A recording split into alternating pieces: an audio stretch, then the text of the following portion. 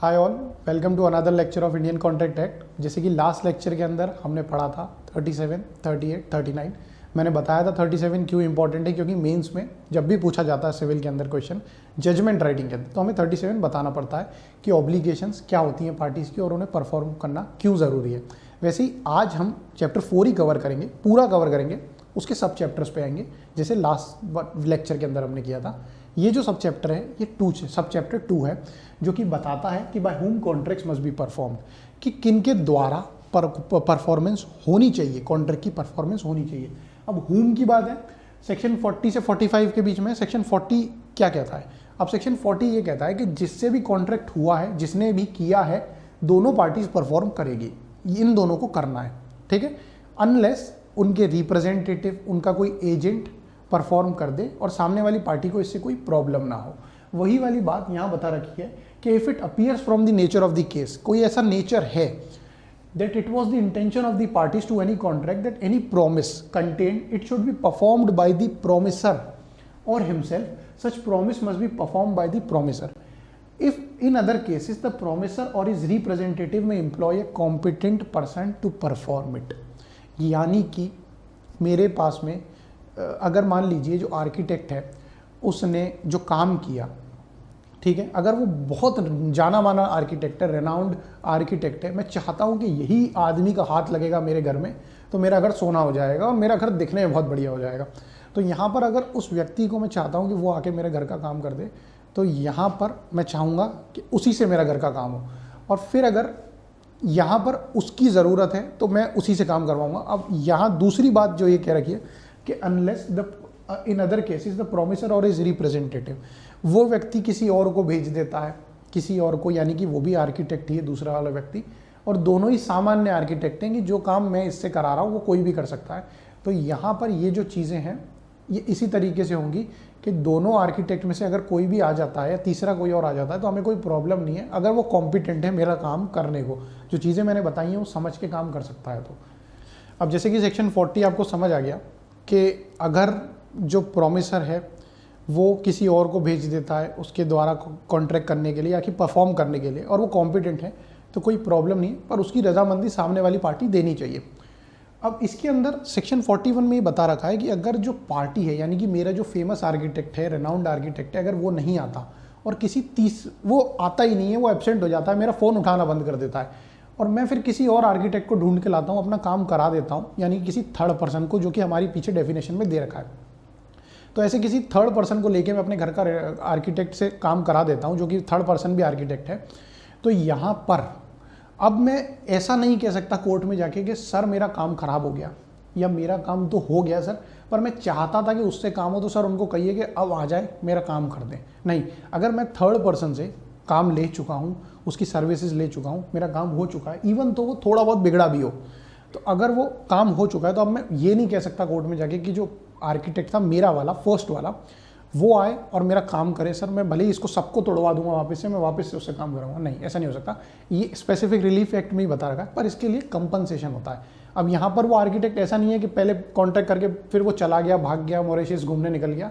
यहाँ पर अब उसने मेरा काम नहीं किया, मैंने किसी थर्ड पर्सन को ढूंढा, परेशान हुआ, मेरा काम टला, मैं और दिन परेशान रहा, मैंने फिर किसी और कॉम्प्रोमाइज़ किया एक तरीके से कि मैंने किसी और आर्किटेक्ट को ढूंढा जो कि उसके जैसा नहीं था या फिर उससे थोड़ा सा कम था, और उसने मेरा काम किया, तो यहाँ पर मैं उस व्यक्ति से, मेन आर्किटेक्ट से कंपनसेशन ले सकता हूँ। ये एसआरए के अंदर बात बताई गई है। यही बात यहाँ पर लिख रखी है, when promise accept the performance of the promise from a third person he can not afterwards enforce it against the promisor. अब यही बात आगे चल के बताएगी कि किस पार्टी की लाइबिलिटी है, किस पार्टी के राइट्स हैं, और उस पार्टी के मरने के बाद उसके रिप्रेजेंटेटिव्स के राइट्स हैं और लाइबिलिटीज़ हैं। तो सेक्शन 42 कह रहा है जॉइंट लाइबिलिटीज़ के बारे में, सेक्शन 45 कह रहा है जॉइंट राइट्स के बारे में। पहले समझ लेते हैं लाइबिलिटीज़ क्या है। तो यहाँ पर बता रखा है 2 or more persons have made a joint promise, 2 या 2 से ज़्यादा व्यक्तियों ने अगर किसी से प्रॉमिस करी है, यानी कि मान लीजिए मैं और मेरा भाई, हम दोनों ने एक व्यक्ति से, सामने वाले आर्किटेक्ट से प्रॉमिस कर लिया कि हमारा घर आप रेनोवेट कर दो। तो इस तरीके से ये होगा कि अगर मैं मर भी जाता हूँ तो सामने वाला आर्किटेक्ट मेरे भाई के ऊपर सूट फाइल कर सकता है पैसे के लिए, साथ साथ मेरे जो रिप्रेजेंटेटिव्स होंगे मेरी वाइफ अगर है या मेरे कोई बच्चे हैं जो लीगल एज हैं, उनकी कॉम्पिटेंट है, या मेरे पेरेंट्स हैं, उनके खिलाफ वो व्यक्ति केस कर सकता है कि बोल सकता है कि सर आप वो तो चले गए पर उनके जो रिप्रेजेंटेटिव उनके साथ साथ मेरा भाई, ये दोनों मिलके अपनी परफॉर्मेंस देंगे, 10 लाख रुपए कहीं से भी लाएंगे और देंगे। यही बात लाइबिलिटी के बारे में बता रखी है कि the representative of all jointly must fulfil the promise. ठीक है, तो सर्वाइवर यानी कि जो व्यक्ति मेरा दोस्त मेरा भाई है वो बच गया, और उसके बाद में जो रिप्रेजेंटेटिव मेरी फैमिली से बिलोंग करते हैं वो उसके साथ में मिलके मेरी डेथ के बाद में, या फिर मान लीजिए वो भी मर जाता है और उसकी डेथ के बाद में उसके जो रिप्रेजेंटेटिव होते हैं वो सब मिलके उस प्रॉमिस की परफॉर्मेंस करेंगे, वो 10 लाख रुपए देंगे। ये लाइबिलिटी है। अब इसके बाद में जो सेक्शन है वो राइट्स के बारे में बात कर रहा है, डिवोल्यूशन ऑफ जॉइंट राइट्स। यहाँ पर यही बता रखा है कि एक नंदू नाम का लड़का था, वो काफ़ी बढ़िया इन्फ्लुएंसर था और उसे थोड़ा बहुत शो ऑफ करने का शौक था, तो वो चाहता था कि गोवा घूमने जाऊँ, उसके पास में सफिशिएंट पैसे नहीं थे। अब वो ए और बी करके जो पड़ोसी थे उसके, एक इस तरफ वाला जो पड़ोसी था ए और एक इस तरफ वाला जो पड़ोसी था बी, बीच में था उसका मकान, वो जाता है दोनों से पैसे उधार लेके गोवा घूमने निकल जाता है। तो मान लीजिए नंदू गोवा घूम के आ जाता है और जो दो प्रॉमिसर थे ए और बी, उनमें से किसी ए की अगर डेथ हो जाती है तो उसके जो रिप्रेजेंटेटिव हैं ए के, वो भी मिलके बी के साथ में नंदू से पैसे ले सकते हैं कि जो हमारे व्यक्ति ने, यानी कि ए के जो था उसने जो पैसे दिए थे, उसका जो शेयर था उसके गोवा घूमने में, वो उसके जो रिप्रेजेंटेटिव है यानी कि उसके फैमिली मेंबर्स या जिस भी व्यक्ति को उसने ऑथोराइज कर रखा है, वो बी के साथ में मिलके नंदू के घर जा सकते हैं, उससे पैसे मांग सकते हैं। वो नहीं देता तो कोर्ट में सूट फाइल हो सकता है। वही बात अगर मान लीजिए साथ साथ बी भी कभी मर जाता है तो उन दोनों के रिप्रेजेंटेटिव्स मिल के कोर्ट में जा सकते हैं सूट फाइल करने के लिए कि नंदू ने हमारे जो व्यक्ति था जिनकी अब डेथ हो गई, जो मृत हैं, उन्होंने उस नंदू ने उनसे पैसे लिए थे। तो यहाँ पर इस चीज़ों के लिए भी कोई कोर्ट में जा सकता है। ये डिवोल्यूशन ऑफ जॉइंट राइट्स है, यानी कि उनके राइट्स हैं यहाँ पर उन फैमिली मेंबर्स के कि उनका जो व्यक्ति अगर वो मर गया तो यहाँ पर वो पैसे क्लेम कर सकते हैं। यही बात लाइबिलिटीज़ में भी है कि सामने वाली पार्टी की लाइबिलिटी रहेगी, उनके रिप्रेजेंटेटिव की भी लाइबिलिटी रहेगी कि जो हमारा व्यक्ति जाते जाते कॉन्ट्रैक्ट कर गया अब हमें उसकी परफॉर्मेंस करनी पड़ेगी। वही बात राइट्स में रहेगी कि अगर हमारे कोई ऐसे राइट्स हमें किसी से पैसे लेने या कोई चीज़ हमारे घर पे आने वाली थी, जाते जाते हमारा जो व्यक्ति था वो कॉन्ट्रैक्ट कर गया, तो वहाँ पर ये जॉइंट राइट्स रहेंगे रिप्रेजेंटेटिव की, क्योंकि ये सिविल लॉ है। सिविल लॉ में हमारे मरने के बाद भी हमारे रिप्रेजेंटेटिव लाइबल होते हैं। क्रिमिनल लॉ में ऐसा नहीं होता है। क्रिमिनल लॉ में जो मर्डरर था अगर वो मर जाता है तो फिर उसकी फैमिली को कोर्ट में लाके सज़ा नहीं दे सकती है कि आपके व्यक्ति ने 3 साल पहले या 2 साल पहले जो उसका ट्रायल चल रहा है वहाँ पर उसने मर्डर किया था और उसके रिप्रेजेंटेटिव को सजा होगी। पर सिविल लॉ में ऐसा ही होता है कि केस सालों साल चलता रहता है। जो हम सुनते हैं किसी मकान का केस है, उसके मरने के बाद में उसके जो लीगल हायर होते हैं या फिर रिप्रेजेंटेटिव होते हैं उनके ऊपर आ जाता है और फिर वो केस लड़ते हैं। इसलिए लोग सिविल केसेस में डरते हैं कि ये जो चीज़ें होती हैं सालों चलती हैं और जो व्यक्ति है जो करके गया वो तो चला गया, उसके बाद में दूसरे लोग भी उसके साथ में कोर्ट के चक्कर काटते रहते हैं। यही वाली बात 42 और 45 में बता रखी है। इसके बाद में 43 और 44 है, वो हमारा ये सब चैप्टर कंप्लीट हो जाएगा। 43 कह रहा है any one of the joint promisor में बी कंपेल्ड टू परफॉर्म। 2 से ज़्यादा अगर जॉइंट प्रोमिसर हैं या 2 जॉइंट प्रोमिसर हैं और एक व्यक्ति काम नहीं करता है, यानी कि 2 आर्किटेक्ट हैं, मैंने सोचा कि घर बड़ा है अच्छा बनाना है 2 आर्किटेक्ट हायर कर लेता हूँ, तो यहाँ पर मैं दोनों को बोल सकता हूँ, फोर्स कर सकता हूँ कि आप दोनों अपनी परफॉर्मेंस दीजिए, मैं उन्हें कंपेल कर सकता हूँ। और एक अगर नहीं करता तो फिर दूसरे वाले का राइट है, लाइबिलिटी है कि वो परफॉर्म करे और बाद में जो दूसरा वाला आर्किटेक्ट है उससे वो खुद निपट ले। अब इसके लिए और मैं आपको डिटेल में बताऊंगा, पर पहले हम इस सेक्शन को पढ़ लेते हैं। क्या कहता है कि when 2 or more persons make a joint promise the promisee may in absence of the express agreement. अगर कोई एक्सप्रेस एग्रीमेंट नहीं है हमारे बीच में कि सर अगर एक जना भाग भी गया तो कोई प्रॉब्लम नहीं है, मैं तो करूँगा ही, ऐसा कोई एक्सप्रेस एग्रीमेंट नहीं है कि सर एक जना अगर भाग गया तो आप उसे कंपेल नहीं कर सकते। अगर ऐसा कोई एक्सप्रेस एग्रीमेंट नहीं है, नॉर्मल जो जनरल कॉन्ट्रैक्ट है, तो कंपेल कर सकता हूँ मैं किसी भी एक जॉइंट प्रोमिसर को, यानी कि 2 प्रोमिसर में से एक को या दोनों को, to perform the whole of the promise. और each promisor may compel the contribution, यानी कि अब प्रोमिसर के बारे में भी बता रखा है कि अगर एक प्रोमिसर भाग गया तो दूसरा वाला प्रोमिसर अब क्या करेगा, क्योंकि उससे तो परफॉर्मेंस ले ली जाएगी सामने वाले की। तो each of the 2 or more joint promisor may compel every other joint promisor. अब 2 से ज़्यादा अगर जॉइंट प्रोमिसर्स हैं, यानी कि 6 आर्किटेक्ट को मैंने हायर कर लिया, बड़ी सी होटल है मेरी, उसको रेनोवेट कराना है, तो यहाँ पर इक्वली वो लोग कंट्रीब्यूट करेंगे अपने काम को करके, यानी कि हर जॉइंट प्रोमिसर अपने अपना आधा काम करेगा, जितना भी काम है 6 पार्ट्स में डिवाइड करके। तो वही बात यहाँ लिख रखी है कि each of the 2 or more joint promisor may compel every other joint promisor के सर आ जाओ, 8 बजे हमारी शिफ्ट है, जल्दी आ जाओ, काम करना है, ये काम ऐसे इतनी लेट क्यों हो रहा है, क्यों नहीं हो रहा, यहाँ पे मार्बल क्यों नहीं लगे, फ्लोरिंग क्यों नहीं हुई। तो ये सारी जो चीज़ें हैं, ये 2 या 2 से ज़्यादा जॉइंट प्रोमिसर्स मिलके अपने और बाकी वाले जॉइंट प्रोमिसर्स को कंपेल कर सकते हैं कि काम करो, उनका डेडलाइन आने वाली है। यही वाली बात लिखिए, contribute equally with himself to the performance of the promise. ठीक है, अब यहाँ पर बता रखा है तीसरे पैरा के अंदर कि अगर लॉस हो जाता है तो sharing of loss by default. मान लीजिए 6 जॉइंट प्रोमिसर्स को आना था, मेरी होटल को रेनोवेट करना था, 6 मंजिल की मेरी होटल है, हर फ्लोर पे एक एक आदमी काम करता, एक आर्किटेक्ट नहीं आया, 2 आर्किटेक्ट नहीं आए, तो अब मान लीजिए जो उनको लॉस हुआ है, मैं तो पैसे काट लूँगा कि यार मेरा काम तो हुआ नहीं टाइम पे, 2 इस दिन के शिफ्ट के पैसे मैं काट लिए। तो जो बाकी के 4 हैं, वो जो लॉस उनको भी हुआ है इन 2 की वजह से या इस एक की वजह से, ये उससे लेंगे। तो यानी कि ये 4 जॉइंट प्रोमिसर मिलकर कंपेल कर सकते हैं उसको कि जो लॉस हुआ है उसे शेयर कर दूँ। तो sharing of loss by default in contribution, if any one of the 2 or more joint promisor makes default in such contribution, the remaining joint promisor must bear the loss तो bear करना पड़ेगा। फिर अब बाद में जाइए उसके लिए घर या फिर कोर्ट लेके जाइए, उन दोनों को बोलिए कि सर हम इसकी वजह से हमें लॉस हो गया, हम तो टाइम पे आए थे। तो arising from such default in equal share. अब एक्सप्लेनेशन है इसके बाद में। एक्सप्लेनेशन में श्योरिटी का कंसेप्ट है। यहाँ पर ये बता रखा है कि एक प्रिंसिपल डेटर होता है, एक क्रेडिटर होता है। जो पैसे उधार देता है, यानी कि जिसको ज़रूरत है पैसे की, वो यहाँ पर प्रिंसिपल डेटर है। जिसने पैसे दिए वो क्रेडिटर है। तो क्रेडिटर ये है, सामने वाले जिसने पैसे लिए वो डेटर है, प्रिंसिपल डेटर कहते हैं उसे। डेप्टर स्पेलिंग नहीं होती, डेटर होती है। और उसके लिए ऐसा होता है कि जैसे हमारे पिताजी हैं, मैं या कोई भी बच्चा अगर 18 साल से बड़ा है और वो कोई भी चाह रखता है कि किसी दुकान पे मैं जाता हूँ तो उसके आसपास, अब ऐसा होता है कि हम जिस एरिया में रहते हैं वहाँ पे हमारे पिताजी की गुडविल होती है कि यहीं से हमारा घर का सामान आता है या यहीं से हम चीज़ें खरीदते रहते हैं, तो पैसे आज नहीं तो कल दें तो भी चलेगा। ठीक है, यही वाली बात अगर मुझे कोई चीज़ खरीदनी थी, मान लीजिए कोई 1000 रुपये की चीज़ मुझे खरीदनी थी, मैंने अपने पिताजी को बोला कि मुझे 1000 रुपये की चीज़ खरीदनी है, मैं 18 साल से बड़ा हूँ, यानी कि मैं कॉम्पिटेंट हूँ, साउंड माइंड हूँ और कहीं भी लॉ मुझे रोक रहा नहीं है। तो अगर मैं कहता हूँ तो पापा मुझे फ़ोन करके ये कह देते हैं कि आप उस दुकान पे चले जाओ, उनसे मेरी बात करा दो, उन्हें कह दो कि अगर ये सामान आपको दे दें और फिर आप घर आ जाना, पैसे मैं बाद में दे दूंगा। अब इसके अंदर क्या हुआ, जिस व्यक्ति ने उधार लिया यानी कि मैं प्रिंसिपल डेटर हुआ, जिस दुकान से मैंने सामान लिया वो क्रेडिटर हुआ, और जिसने मेरी बारे में बोला कि अगर ये पैसे नहीं देता तो फिर मेरे पिताजी को देने, क्योंकि अब मैं तो पैसे वहाँ दे रहा नहीं, तो वो श्योरिटी हो गए। तो यही बात श्योरिटी है। यही बात यहाँ लिख रखी है, nothing in this section shall prevent a surety from recovering from his principal payments made by the surety. अब मान लीजिए इसके बाद में कभी हमारा झगड़ा हो जाता है, कभी कई बार पेरेंट्स से बच्चे अलग हो जाते हैं, तो इस चीज़ के लिए कोर्ट में जो श्योरिटी है वो जा सकता है। ये सेक्शन उसे कहीं भी ऐसा नहीं करके नहीं रोकता कि जो पैसे मैंने श्योरिटी बन के प्रिंसिपल डेटर को बचाने के लिए दिए थे वो अब मुझे नहीं मिलेंगे, नहीं। तो ये सेक्शन उनको नहीं रोकता, उनका जो राइट्स है वो कर सकते हैं, वो कोर्ट जा सकते हैं। जो प्रिंसिपल डेटर की उन्होंने मदद करी, उनकी जान बचाई सामने वाले क्रेडिटर से पैसे देके, तो वहाँ पर उस पैसे की डिमांड श्योरिटी कर सकता है। तो ये सेक्शन कहीं भी ऐसे व्यक्तियों को श्योरिटी के राइट्स को हनन नहीं करता, एक्सप्लॉइट नहीं करता।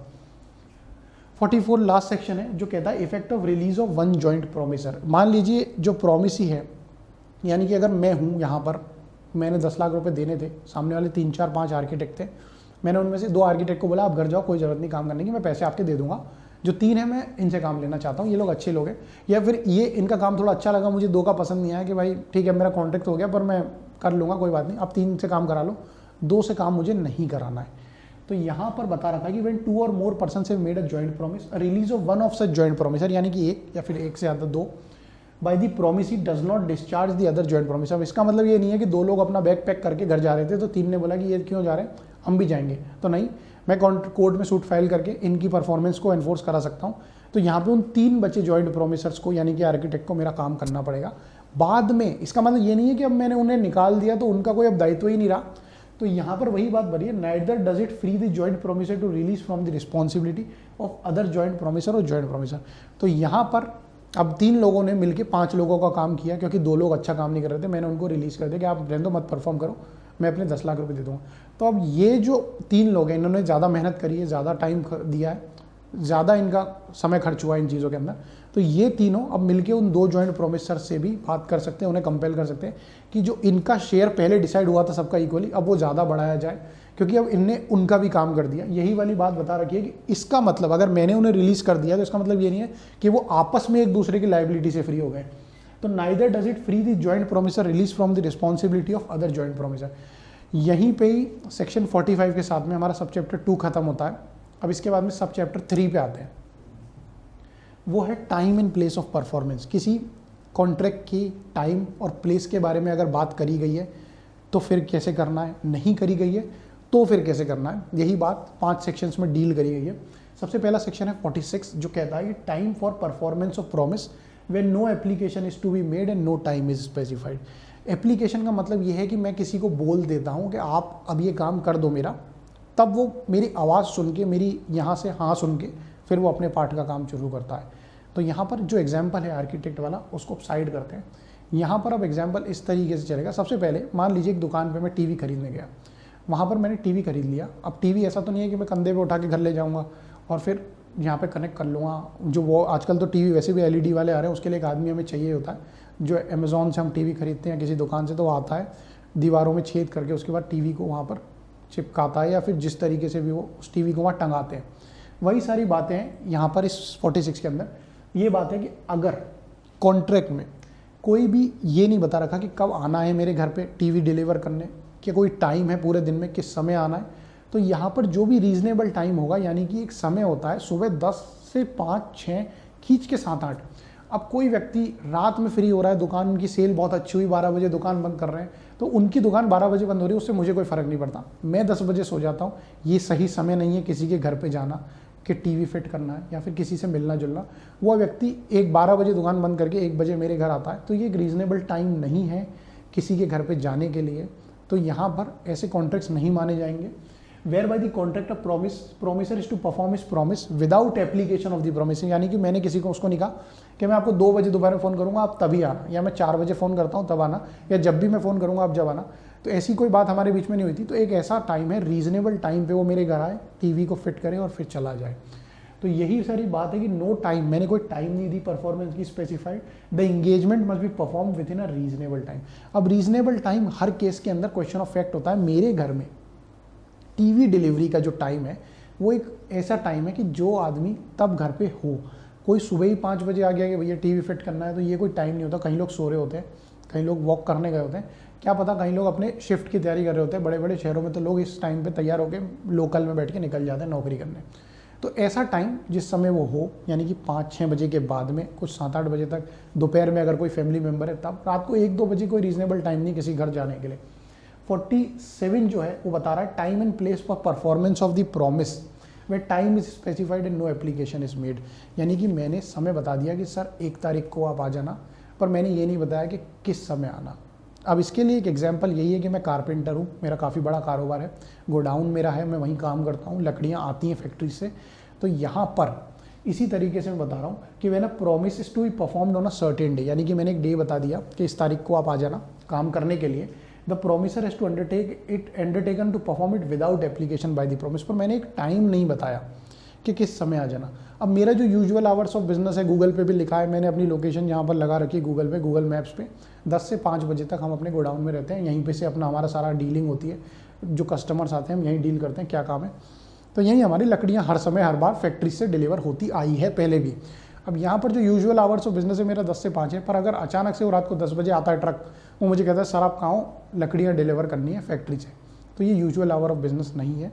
इवन तो मैंने उसे डे बता रखा था, पर मैंने ये नहीं बताया था पूरे दिन में कब आना है। पर उसे ये समझना पड़ेगा कि यूजुअल आवर्स ऑफ बिजनेस में ही उसके बंदे, उनके यहाँ पे जो नौकर होंगे वो लोग इस चीज़ की डिलीवरी लेंगे। यही बात बता रखी 47 में। 48 हमारा जो कहता है कि application for performance of certain day to be at proper time and place. एक डे है वो बता दिया है, पर यहाँ पर सामने वाले व्यक्ति को मैंने ये कहा है कि जिस समय भी मैं आपको फ़ोन करूँ आप उस समय तैयार होके, या जो भी चीज़ मेरी डिलीवरी करनी है वो आप आ जाना लेके, पर मेरे फ़ोन का वेट करना। यही सारी बात कह रखी है कि to perform it, undertaken to perform it without application by the promisor has not undertaken to perform it without the application by the promisee. तो यहाँ पर यही है कि जब मुझे परफॉर्मेंस करानी है तो मैं फ़ोन करके कह रहा हूँ अब आप आ जाओ, मैं यहीं हूँ मेरे शॉप पे, मेरे गोडाउन में। और यहाँ पर अब जब वो ट्रक लेके आता है तो मुझे प्रॉपर टाइम उसको देना पड़ेगा कि मैं उसे 10 से 5 के बीच में बुलाऊँ। मैं उसे रात को 11 बजे बुला रहा हूँ कि आप 11 बजे आ जाओ, तो ये प्रॉपर टाइम नहीं है। और प्रॉपर प्लेस, मुझे खाली स्पेस देना पड़ेगा जहाँ पर वो लकड़ियाँ खाली करे। तो यही सारी चीज़ यहाँ बता रखी है कि अगर मेरे फ़ोन पे मैं कहता हूँ कि जब मैं आपको एप्लीकेशन दूँ आप जब भी आना, तो यहाँ पर एक प्रॉपर टाइम और प्रॉपर प्लेस मुझे उसकी परफॉर्मेंस के लिए देनी पड़ेगी उसे। 49 कहता है प्लेस फॉर परफॉर्मेंस। अब सिर्फ प्लेस की बात हो रही है।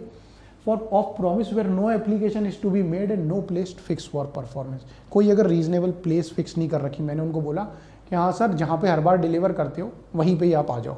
अब हर बार डिलीवर तो मेरे गोडाउन में करता है, तो फिर वही वाली बात है कि यूजुअल प्लेस ऑफ बिजनेस जो है, यानी कि जो रीजनेबल प्लेस है वहीं पर वो आदमी आएगा, मुझे उसे जगह देनी पड़ेगी, उसका काम उसको लकड़ियाँ जहाँ खाली करनी है, वही सारी बातें यहाँ बता रखी है कि अगर कोई प्रॉमिस है जिसे परफॉर्म करना है without application by the promise. मैंने उन्हें बताया कि जहाँ पर कहाँ पर आना है, मैंने बोला जहाँ पर आते हो वहीं पे आ जाओ, या मैंने सिर्फ लकड़ियों का ऑर्डर लिखवाया और फ़ोन काट दिया।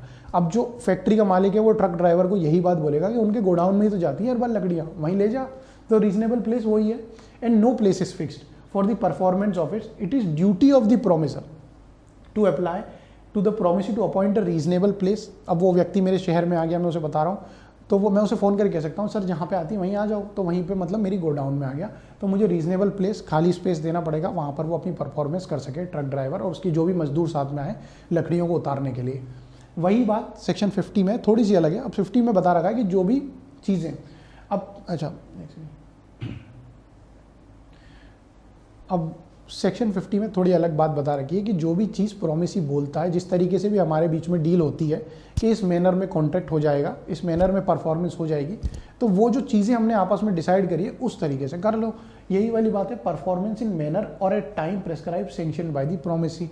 मैं उसे अगर फ़ोन करके कह देता हूँ कि यार रात को 1 बजे आ जाना, तुम्हें कोई प्रॉब्लम तो नहीं है, तो मैंने जब सब सामने वाले फैक्ट्री ओनर को कहा कि आपके ट्रक ड्राइवर को 1 बजे भेज दो, मैं 1 बजे आज अपने गोडाउन पे ही रहूँगा, तो ये अगर चीज़ सामने वाला उसकी रजामंदी दे देता है और मैंने ही प्रिस्क्राइब करी है, मैंने ही सेंक्शन दिया है कि 1 बजे आ जाओ, कोई प्रॉब्लम नहीं है, तो यहाँ पर ये मैनर मैंने प्रिस्क्राइब किया है, तो इस वजह से अब वो 1 बजे अगर आता है तो मैं ये नहीं कह सकता कोर्ट में सर ये तो 1 बजे आया है।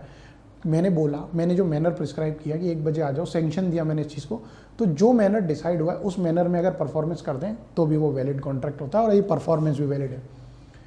यहाँ पर हमारा सब चैप्टर 3 भी खत्म हो गया, यानी कि सेक्शन 50 तक हमने कवर कर लिया। अब जो है वो रेसिप्रोकल प्रोमिसेस के बारे में।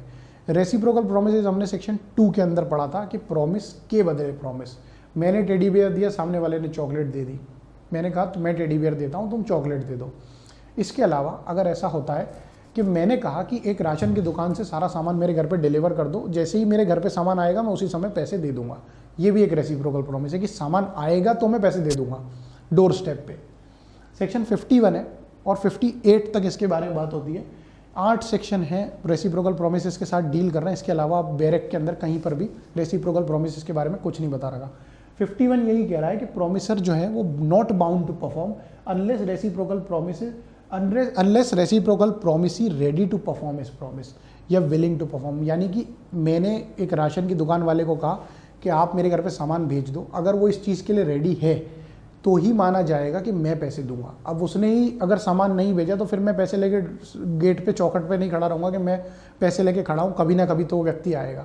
अगर वही मेरे बताए हुए समय पे नहीं आता तो यहाँ पर वो रेसिप्रोकल प्रॉमिस नहीं है। इसीलिए बता रखा है कि when a contract consist of reciprocal promises to be simultaneously perform, no promisor need to perform इस promise unless the promisee is ready and willing to perform the reciprocal promise. Example है, Amazon से मैंने iPhone मंगा लिया, big billion day की sale चल रही थी, 50,000 में 13 आईफोन आ गया मेरे पास में, आईफोन 13। तो अमेजोन मैंने कैश ऑन डिलीवरी का ऑप्शन सेलेक्ट किया, ये रेसिप्रोकल प्रॉमिस है। मैंने उन्हें बोला कि फ़ोन आएगा, मैं डब्बा देखूंगा, फ़ोन निकला तो मैं कैश दे दूंगा।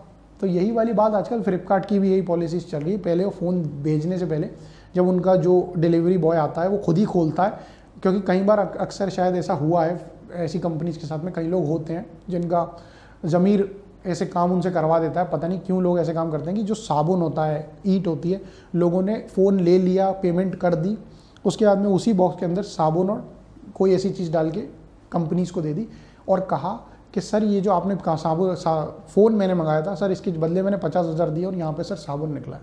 तो अब फ्लिपकार्ट की पॉलिसीज़ इस तरीके से हैं कि जो डिलीवरी बॉय आता है वो खुद ही खोलता है, फ़ोन देखता है, फ़ोटो खींचता है, फ्लिपकार्ट की वेबसाइट पे अपलोड करता है कि देखिए फ़ोन ही डिलीवर हुआ है यहाँ पे और दूसरी कोई चीज़ डिलीवर नहीं हुई, ताकि सामने वाली पार्टी उनके साथ चीटिंग ना कर सके।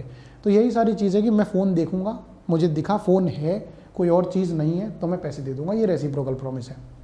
अब अमेज़ॉन ही नहीं आता, अमेज़ॉन का डिलीवरी बॉय नहीं आता मेरे घर पे डिलीवरी करने, या अमेज़ॉन से मैंने पैसे दे दिया, अब अमेज़ॉन भाई मेरा ऑर्डर रिजेक्ट कर दिया, कैंसिल कर दिया, निकल गया है, 2-2 3-3 दिन तक आ ही नहीं रहा है, 5 दिन हो गए, कोई फ़ोन नहीं उठा रहा है अमेज़ॉन की कॉल सेंटर पे, तो यहाँ पर फिर ये रेसिप्रोकल प्रॉमिस नहीं, क्योंकि वही अगर विलिंग नहीं है काम करने को तो मैं भी विलिंग नहीं हूँ।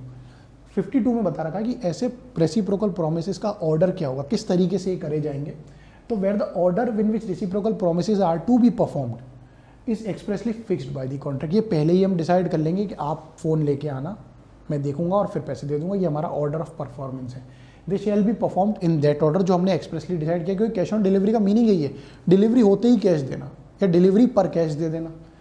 And where the order is not expressly fixed, यानी कि अगर हमने एक्सप्रेसली फिक्स नहीं किया, मैंने उस राशन की दुकान वाले को नहीं बोला कि मैं आपके पास आप आओगे तब मैं पैसे दूंगा, तो they shall be performed in that order in which the nature of transactions require. अगर मैं सिर्फ फ़ोन करके राशन की दुकान पे कह देता हूँ कि 2 किलो शक्कर 4 किलो चावल मेरे घर पे भिजवा दो, ये मेरा एड्रेस है, तो इसका मतलब यही है कि वो जब भिजवाएगा तो मुझे पैसे तो देने हैं ना, वो कोई सोशल वर्क करने तो बैठा नहीं है राशन की दुकान पे कि लोग फ़ोन कर रहे हैं ऑर्डर कर रहे हैं, चावल वो फ्री में बांट रहा है, गेहूँ वो फ्री में बांट रहा है, मसालों को वो ऐसे ही उड़ा रहा है हवा में, तो ये सारी चीज़ें नहीं है। वो घर आएगा, उसका बंदा घर आएगा, उसका डिलीवरी बॉय घर आएगा, मुझे पैसे देने, ये एक ऑर्डर ऑफ परफॉर्मेंस है, अगर कोई एक्सप्रेसली हमारी फ़ोन पे बात नहीं हुई। इसके अंदर यही है, in cash on delivery first iPhone will come then I will pay. 53 जो है वो बता रहा है कि liability of party preventing event on which the contract is to take effect. एक पार्टी यानी कि म्यूचुअल रेसिप्रोकल प्रॉमिस, एक पार्टी दूसरी पार्टी को ही रोक रही है परफॉर्मेंस करने से, तो जब वो खुद ही रोक रही है तो अब ये वो मुझे कल को आके नहीं कह सकती कि सर इस पार्टी ने कॉन्ट्रैक्ट नहीं परफॉर्म किया। जब आप खुद ही मुझे रोक रहे थे, खुद ही आप अपना पार्ट नहीं कर रहे थे, तो आप कोर्ट में आके ये नहीं कह सकते कि आप इनसे बोलिए ना कि मेरा कॉन्ट्रैक्ट कर दें या मेरी परफॉर्मेंस कर दें। नहीं, जब आपने अपना काम नहीं किया तो अब मैं भी अपना काम नहीं करूँगा। यही वाली बात यहाँ बता रखी है मैंने, contract contains reciprocal promises and one party to the contract prevents the other party from performing his promise, the contracts become voidable at the option. यानी कि वॉइडेबल किसके पार्ट पे, कि अगर वो राशन वाला व्यक्ति मेरे घर पे सामान नहीं बेचता या वो किसी तरीके से रोकता है अपने सामान को मेरे घर आने पे, तो यहाँ पर मेरी तरफ से कॉन्ट्रैक्ट अब वॉइडेबल है। वॉइडेबल यूँ है कि अब मैं उसे कभी भी रिवोक कर सकता हूँ जब मेरा मन करे, मैं उसका वेट नहीं करूँगा। when he is entitled to compensation from the other party for any loss। मान लीजिए कैश ऑन डिलीवरी का था और उसने मुझे कहा कि सर हम ऐसे ऑर्डर नहीं लेते हैं, पहले आप 50 रुपये एक हमारा फिक्स्ड अमाउंट है UPI कर दो, उसके बाद में बचा पैसा कैश ऑन डिलीवरी पे ले लेना, राशन में घर भिजवा रहा हूँ, बचा पैसा कैश दे देना मेरे आदमी को। यहाँ पर अगर मैंने उस व्यक्ति को, अब उसने राशन भेजा नहीं, पैसे भी ले लिए, मेरे लिए वो कॉन्ट्रैक्ट वॉइडेबल मैंने कर दिया कि भाई मैं तो अभी से इन्फोर्स नहीं करा रहा, तो यहाँ पर जो 50 रुपये हैं वो कंपनसेशन में उससे ले सकता हूँ, क्योंकि वो उसने मेरे से अनजस्ट बेनिफिट उठाया है।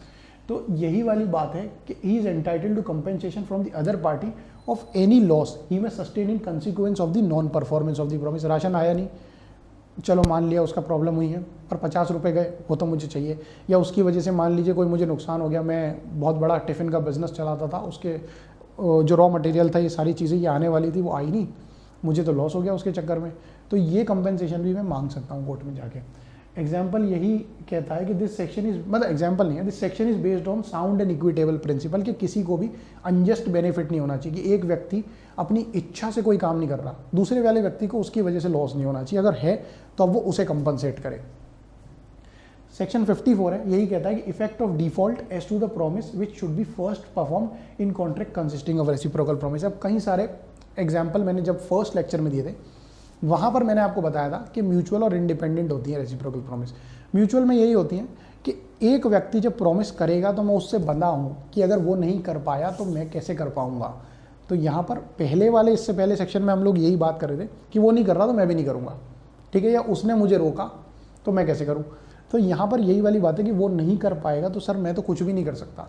वही शिप वाला जो हमारा एग्जाम्पल है, उसमें यही वाली बात बता रखी है कि कार्गो अगर उसे मेरे घर पे, मेरे यार्ड पे डिलीवर करने थे और वो दूसरे दिन शिप यूक्रेन जाना था, तो अगर वो डिलीवर ही नहीं करके गया तो मैं यूक्रेन किस चीज़ को लेके जाऊँ, या फिर अगर बाकी लोगों का सामान है तो मेरी शिप तो निकल गई, उसका सामान बिना लिए। यही सारी बातें बता रखी हैं कि अगर वो सामान मेरे यार्ड पे डिलीवर नहीं करके गया तो उसने अपने पार्ट का प्रॉमिस नहीं पूरा किया, रेसिप्रोकल प्रॉमिस जो था। मैं फिर अब कैसे कर दूं, मैं कैसे कर दूं कि मैं उसे बोल दूं या मैं उसका सामान लेके चला जाऊं, मेरी शिप निकल गई। तो यहाँ पर वही बात सेक्शन 54 कह रहा है, must make compensation to the other party to the contract of any loss. जितनी देर मेरी शिप खड़ी रही, या अगर उसकी जगह मैंने किसी और का ऑर्डर नहीं लिया कि भाई साहब मेरा तो पूरा शिप बुक है, और अगले दिन वो व्यक्ति आता ही नहीं है अपना जो सामान है कार्गो मेरी यार्ड पे रखने, तो मैंने एक ऑर्डर छोड़ा है, मैंने अपना लॉस करा है उसके लिए, और वो नहीं आया, मेरी शिप उतना एरिया जो खाली था वो तो निकल गई शिप वहाँ से यूक्रेन के लिए। तो यही सारी बातें हैं कि जो मुझे लॉस हुआ है उसका ऑर्डर ना, दूसरी पार्टी का ऑर्डर ना लेने पे वो मुझे लॉस को कंपनसेट करे। ठीक है, यही बात है। A fail to deliver a cargo if any loss to promise then give compensation. यानी कि मान लीजिए एक कैप्टन था, मैंने उसे बुला लिया, गांव में रहता था, कि तू आजा कल अपन यूक्रेन के लिए शिप लेके जाएंगे, और वो आदमी आया ही नहीं अपना सामान डिलीवर करने, सिर्फ उसी का ही सामान जाना था, तो उसको लाने ले जाने का रखने का सब जो खर्चा था वो सारी चीज़ें अब वो जिस पार्टी का, जिसने अपनी पार्टी ने परफॉर्मेंस नहीं करी वो बेयर करेगी। 55 जो कहता है effect of failure to perform the fix time. अब यानी यहाँ पर 55 बहुत इंपॉर्टेंट सेक्शन है, ये टाइम के बारे में बात कर रहा है, एसेंस है टाइम का। अगर किसी कॉन्ट्रैक्ट में समय की नज़ाकत को देख के काम करना है तो फिर ऐसे कॉन्ट्रैक्ट्स 55 के अंदर आते हैं कि टाइम बहुत एसेंशियल है। टाइम पे अगर कॉन्ट्रैक्ट नहीं हुआ तो मैं कॉन्ट्रैक्ट मानूंगा ही नहीं, रेसिप्रोकल प्रॉमिस होगी नहीं। इसमें 3 बातें कह रखी हैं कि अगर जहाँ पर टाइम बहुत इंपॉर्टेंट है, मान लीजिए किसी व्यक्ति की शादी थी 13 तारीख को, उसने कॉन्ट्रैक्ट किया इवेंट मैनेजमेंट वाले से कि आप 13 तारीख की दोपहर तक मेरा सारा टेंट केटरिंग सब आप कर लेना, क्योंकि 13 तारीख को 4 बजे से मेरे मंडप या फिर यानी कि मेरे जो फंक्शंस हैं, रीति रिवाज वो शुरू हो जाएंगे, तो मैं चाहता हूँ कि सब कुछ 13 तारीख को 3 बजे तक हो जाए। तो टाइम बहुत एसेंशियल चीज़ है यहाँ पे। और अगर वो इवेंट मैनेजमेंट वाला कॉन्ट्रैक्ट कर लेता है, रेसिप्रोकल प्रॉमिसेस कहता है कि मैं अपने पार्ट पूरा कर दूंगा, फिर बाद में जब भी आपकी शादी हो जाए मुझे पैसे आप दे देना, तो अगर 3 बजे तक सारा काम नहीं होता है, मेरे फेरे, मेरी शादी या फिर जो भी चीज़ थी, खाना, लोगों का आना जाना, ये सब डीले हो गया, उस चक्कर के अंदर बहुत ज़्यादा डीले हो गया, तो यहाँ पर टाइम बहुत एसेंशियल था, मुहूर्त निकल गया एक अच्छा। तो इस चीज़ के लिए ये जो चीज़ें सेक्शन 55 में आती है, ये रेसिप्रोकल प्रॉमिसेस उसकी तरफ से पार्ट पूरा नहीं हुआ, तो यहाँ पर यही बात बताइए, and when a contract promises to do a certain thing at or before time specified, और अगर वो नहीं होता तो ऐसा कॉन्ट्रैक्ट वॉइडेबल है, मैं जाके वॉइडेबल कर सकता हूँ at the option of the promisee.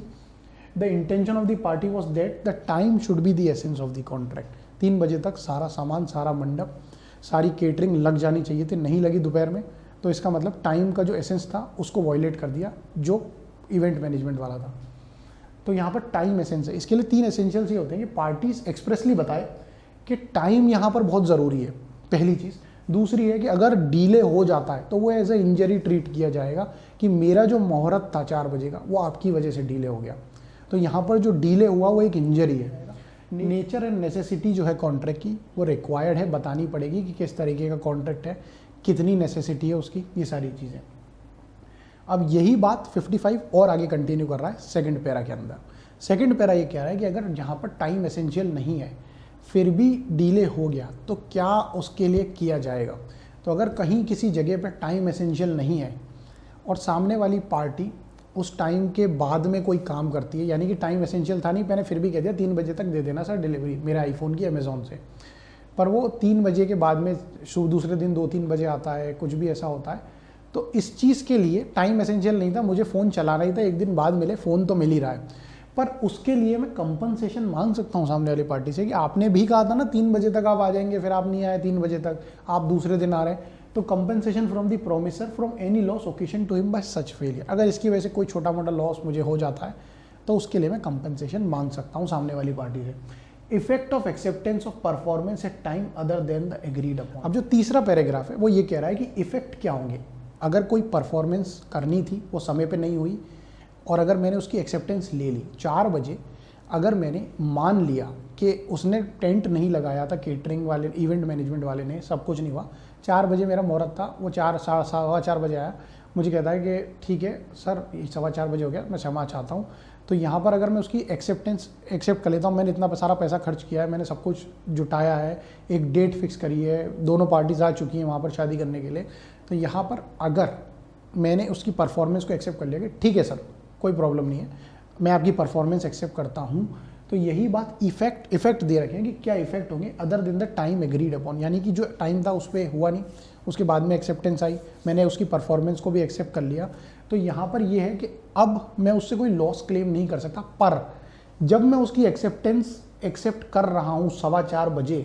मैं उसे ये कह देता हूँ कि सर 50,000 की बात हुई थी ना, कि आप टाइम पे केटरिंग अगर कर देते हैं 3 बजे तक, तो केटरिंग के जो 50,000 है वो मैं आपको दे दूंगा। यानी कि एक ऐसी वैल्यू बता रहा हूँ कि 50,000 जो हुई थी वो, पर अगर वो व्यक्ति जिससे मेरी बात हुई थी 50,000 की, वो 4:15 बजे आता है, वो कहता है कि सर सॉरी, मैं क्षमा चाहता हूँ, अब मेरे आप परफॉर्मेंस ले लीजिए, एक्सेप्ट कर लीजिए। तो यहाँ पर अगर मैं जब एक्सेप्ट कर रहा हूँ, मैं उस समय से कह देता हूँ मैं पैसे काटूंगा इस चीज़ के, मैं 35,000 ही दूंगा, क्योंकि बात 3 बजे तक हुई थी, आपके चक्कर में मेरे बाराती, मेरे रिश्तेदार सब लेट हुए हैं, परेशान हुए हम लोग, मैं 4:15 बजे फिर भी एक्सेप्टेंस दे रहा हूँ, पर फिर मैं 15,000 काटूंगा, 35,000 ही दूंगा आपको, जब भी मेरी ये सारी रीति रिवाज और जो भी चीज़ें होती हैं वो सब पूरी हो जाती है। उसके बाद जब हमारी पेमेंट की बात आती है, मैं 35,000 ही दूंगा आपको। तो वही वाली बात है कि unless at the time of such acceptance he gives notice to the promisor of his intention to do so. तो यहाँ पर at the time of accepting, यानी कि जब एक्सेप्ट कर रहे हैं, जब हम लोग गए उससे बात करने की, यार तुमने क्या कर दिया, 3 बजे तक लगाया ही नहीं, तो 4:15 बजे जब मैं उससे मिलने बात करने गया तो मैं उसे कह रहा हूँ कि जब आप पैसे की बात आएगी तो 15,000 काटूंगा, क्योंकि यहाँ आपकी तरफ से गलती हुई है। अब जो सेक्शन है, सेक्शन 56, ये एक डॉक्ट्रीन के बारे में बात कर रहा है, जो कि डॉक्ट्रीन ऑफ सब्सिक्वेंट इम्पॉसिबिलिटी है। इंग्लिश लॉ में इसे डॉक्ट्रीन ऑफ फ्रस्ट्रेशन कहते हैं। काफ़ी इंपॉर्टेंट है, एग्जाम में पूछा जाता है मेंस के कि डॉक्ट्रीन ऑफ फ्रस्ट्रेशन क्या होता है। प्री के एग्जाम में भी पूछा जाता है कि डॉक्ट्रीन ऑफ फ्रस्ट्रेशन का सेक्शन क्या है। तो इसको इंडियन लॉ के अंदर यही कहते हैं कि डॉक्ट्रीन ऑफ सुपरवीनिंग इम्पॉसिबिलिटी। ठीक है, अब 57 ये कह रहा है कि agreement to do impossible act, हम 2 पार्टीज मिलके एक इम्पॉसिबल एक्ट का अगर एग्रीमेंट कर लेते हैं तब क्या होगा। An agreement to do an impossible act is itself void, contract to do an act afterwards become impossible or unlawful. अब इसके लिए एक एग्जाम्पल है ये कि मैंने एक कार की डिमांड करी कि मुझे टार्जन मूवी मैंने आज के ज़माने में देखी, मुझे बहुत पसंद आई। मैंने एक ऑटोमोबाइल इंडस्ट्री के ब्रोकर के पास में गया, मैंने उसे कहा कि सर मुझे ये वाली गाड़ी जो टीवी में आ रही है ना, जो अजय देवगन का लड़का चला रहा है, मुझे यही वाली गाड़ी चाहिए, उस मूवी में जो लड़का चला रहा है। तो यहाँ पर मैंने बोला कि यही वाली टार्जन कार मुझे चाहिए, और वो मुझे कहता है कि ठीक है सर, मैं पता करके बताता हूँ। उसने पता करके बात बताई, उसको वो गाड़ी कहीं से मिल गई कि मुंबई में ये गाड़ी किसी ने खरीद रखी है और बेचने को भी तैयार है। मैंने कहा यही वाली कार चाहिए, टार्जन वाली, क्योंकि ये गाड़ी बढ़िया है, अच्छी लगती है। तो मैंने इस कार के लिए कॉन्ट्रैक्ट कर लिया उस ऑटोमोबाइल इंडस्ट्री के ब्रोकर से। अब वहाँ पर जब मेरी बात हुई तो उसको भी पता था कि गाड़ी है, सामने वाला बेचने को तैयार है, और मुझे फिर बीच में कमीशन खा के बेच देगा। मेरा कॉन्ट्रैक्ट हुआ उस ऑटोमोबाइल इंडस्ट्री के ब्रोकर के साथ में। अब यहाँ पर मान लीजिए वो गाड़ी जब आ रही थी हाईवे पे या ट्रक के अंदर, उस ट्रक का एक्सीडेंट हो जाता है, गाड़ी जल के आग में खाक हो जाती है। तो यहाँ पर ये चीज़ ना उसे पता थी ना मुझे पता थी, पर ये चीज़ हमारे कॉन्ट्रैक्ट होने के बाद में इम्पॉसिबल हो गई कि अब वो गाड़ी तो मुझे मिल ही नहीं सकती, अब तो ये इम्पॉसिबल है मिलना। तो यही बात लिख रखी है, contract to do an act afterwards become impossible or unlawful, या फिर किसी तरीके से लॉ की नज़रों में कोई कॉन्ट्रैक्ट होने के बाद में अनलॉफुल हो जाए। कि जो कार है, मैंने अगर एग्जाम्पल आपको पहले दिया, आपने पहले के लेक्चर्स अगर अटेंड करें तो उसमें मैंने ये बात पहले भी करी हुई है कि अगर मैं टाटा की कोई गाड़ी डीजल कार बुक करता हूँ, रात को पता चलता है मुझे कि डीजल कार्स पे बैन लगा दिया सेंट्रल गवर्नमेंट ने, तो जो गाड़ी है वो मैंने पहले ही बुक कर रखी थी, मेरा कॉन्ट्रैक्ट हो चुका था टाटा शोरूम के साथ में। तो अगर ऐसी चीज़ इम्पॉसिबल हो जाती है बाद में, तो ये भी एग्रीमेंट नल एंड वॉइड माने जाएंगे। तो यही सारी बात बताइए कि contract to do an act afterwards become impossible or unlawful.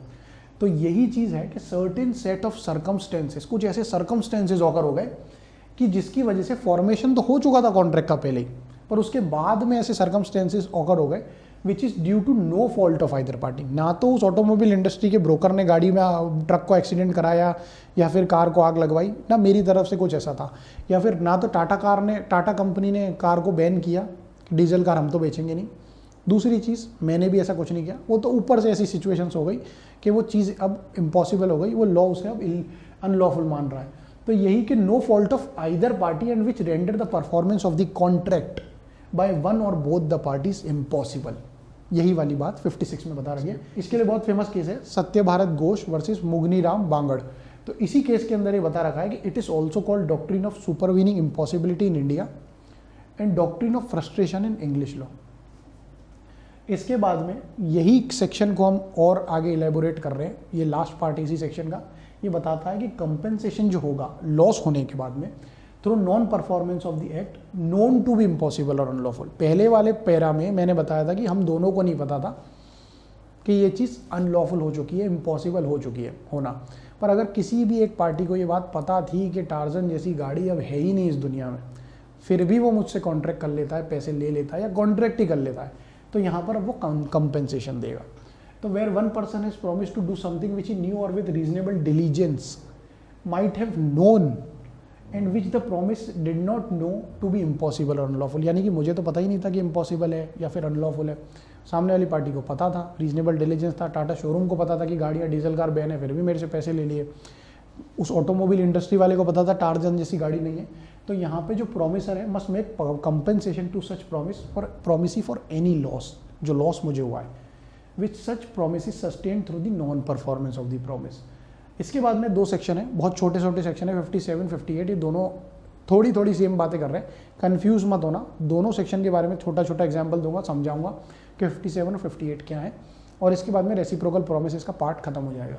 57 ये कह रहा है कि reciprocal promises to do things legal and other things illegal.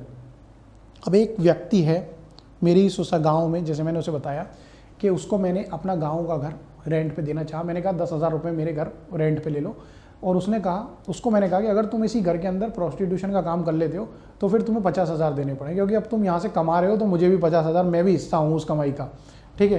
तो यही वाली बात मैंने उन्हें कही कि 10,000 दे दो अगर नॉर्मली तुम अपनी फैमिली को ला के यहाँ रहोगे, पर अगर तुम प्रोस्टिट्यूशन का काम कर रहे हो यहाँ पे तो 50,000 जो इसमें से होगा तुम मुझे फिर 50,000 रेंट देना, ठीक है। तो ये चीज़ ऐसे गलत है, एग्जाम्पल के तौर पे बता रहा हूँ, कहीं भी इसे गलत तरीके से मत लेके जाना। तो यही सारी बात ये है कि where one person reciprocally promises firstly to do certain things which are legal and second under specified circumstances, यानी कि स्पेसिफाइड अगर प्रोस्टिट्यूशन का काम कर रहे हो तो 50,000 रेंट लूंगा फिर मैं, to do certain other things which is illegal, the first set of promise is a contract, यानी कि अगर नॉर्मली वो अपने घर में रहने आता अपनी फैमिली के साथ तो ये कॉन्ट्रैक्ट हुआ, पर दूसरा इलीगल हुआ, but the second is void agreement, ठीक है, समझ आया। 58 ये कहता है alternative promise one branch being illegal, alternate promise one branch being illegal. मैंने उसे कहा एक आदमी को कि ये मेरा 10 किलो चावल का कट्टा है और 10 किलो गांजा रखा है यहाँ पे, है ना, तो ये जो चीज़ है दोनों साथ में रखिए, अगर आप 10,000 रुपये में या तो ये ले जाओ या ये ले जाओ, मुझे कोई प्रॉब्लम नहीं है, ठीक है। तो वो आदमी अगर चावल लेके जाता है तो ये कॉन्ट्रैक्ट तो फिर लीगल हुआ, पर अगर वो गांजा लेके चला जाता है जो कि इलीगल है हमारे देश में, इसका पोजेशन भी इलीगल है, तो फिर ये चीज़ वॉइड एग्रीमेंट में आएगी। यही सारी बात यहाँ पे लिख रखी है कि in the case of an alternative promise one branch of which is illegal and other is illegal, other is illegal, पहली लीगल है अदर इज इलीगल है, the legal branch alone can be enforced. सिर्फ चावल के लिए उसके 10,000 को मैं कि उसके खिलाफ सूट फाइल कर सकता हूँ कि चावल लेके गया था इसने मेरे 10,000 रुपये नहीं दिए। अगर वो गांजा लेके जाता और फिर मैं वो पैसे नहीं देके जाता और मुझे कहता हूँ कि सर 10,000 रुपये ले लिए कोर्ट में जाके, तो फिर ये इलीगल है। तो यही सारी बातें 57 और 58 में थोड़ी अलग अलग तरीके से बता रखी है। कन्फ्यूज़ होते हैं लोग, समझ नहीं पाते, तो आपको समझना पड़ेगा, ठीक है। और आज के इस लेक्चर के अंदर मैं सिर्फ इतना ही पढ़ाऊँगा, अब मैं इसके बाद में अगले लेक्चर में कवर करूँगा जो इसका बचा पार्ट है। थोड़ा सा लेक्चर लंबा हो रहा है, पर कंसेप्चुअल क्लैरिटी के लिए इसे समझना ज़रूरी है। उसके बाद आप बार बार इन सेक्शंस को याद करते रहिए, पढ़ते रहिए घर पे जब भी फ्री हो, तो ये जो एरिया है वो आसानी से कवर हो जाएगा और कन्फ्यूजन नहीं होगा एग्जाम के अंदर। तो इसके लिए मैं आपसे अलविदा लेना चाहता हूँ। Thank you and have a good day.